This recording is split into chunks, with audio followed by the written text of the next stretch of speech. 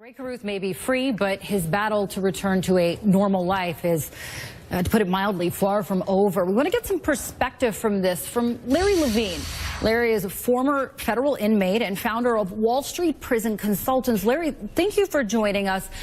And look, I do think that today people should be thinking of Sandra Adams and Chancellor Lee Adams, but we do need to address this about Rae Carruth. What's life going to be like for him outside of prison? He's been there for almost 2 decades. He's a top trending topic on Twitter right now. How much of an adjustment is this going to be to a normal life?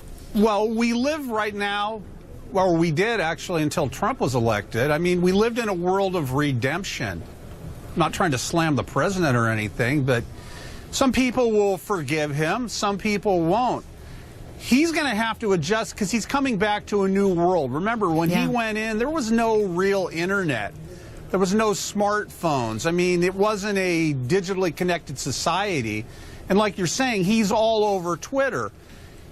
He doesn't have any money. That's the biggest problem. If you look at Aaron Hernandez, when he went in, at least he had several million. O.J. Simpson got out.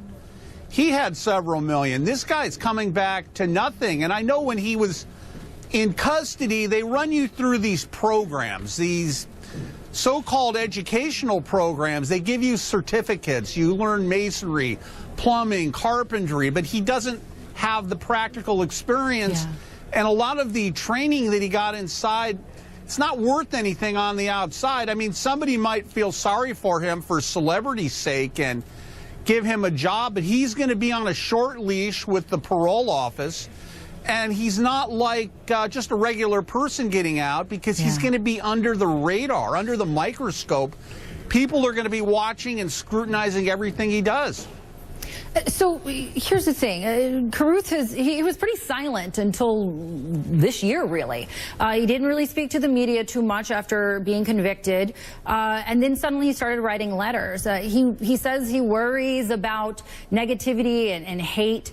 I mean, is it possible for someone who committed such a high-profile, violent crime to be seen as reformed? I was a child when he actually committed the murder, and I worked in Charlotte a decade and later, and the pain was still very much there. There's still a lot of anger in that city, in that state.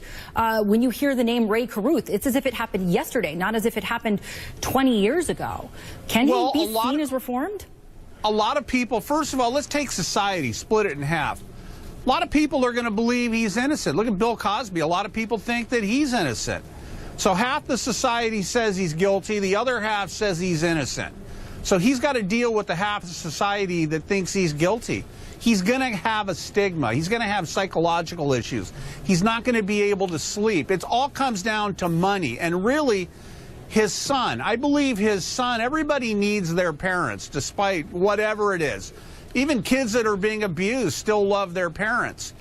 His son, and I guess his son's grandmother, are going to be his rock. Give him maybe a base of operations. He got picked up by a relative, so he's got family out there. But he's going to have to get a job. I mean, who's going to hire him in for what? Maybe, I mean, the parole office, they say they're going to get you some type of employment. Doing fast food, working at Home Depot or something. I know they hire felons, or that other big box store. You know, Larry, real quick, you mentioned Chancellor, though, and do you think that mitigates it a little bit? Because according to why he was convicted, the whole reason why Sharika Adams is not here today is because Rae Carruth didn't want Chancellor to be alive. He wanted him dead. And that kid is still, you know what, hold on.